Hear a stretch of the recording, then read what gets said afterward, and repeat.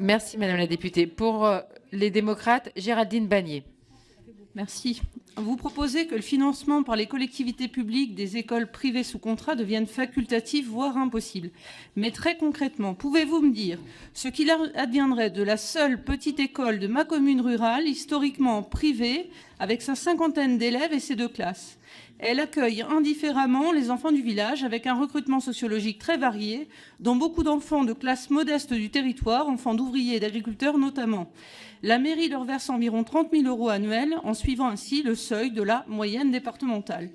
Le groupe démocrate a des propositions à faire qui, en revanche, n'apparaissent pas dans votre rapport.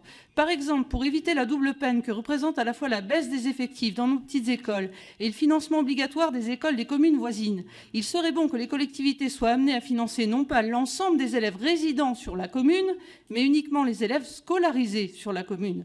Une mesure qui inciterait les écoles à moins aller chercher les élèves des communes voisines via l'attrait d'options ou de services complémentaires. Un vrai soutien aux petites communes, à leurs écoles, si indispensable à la vie locale et au vivre ensemble. Professeur du public, je suis à l'aise au vu de mon parcours pour dire, au risque de vous surprendre, qu'il existe aussi des parcours d'enfants d'en bas qui réussissent via une scolarité dans le privé. Parfois, les parents font tout simplement, et c'est le cas dans nos territoires, le choix de la proximité sans s'inquiéter aucunement du statut de l'école.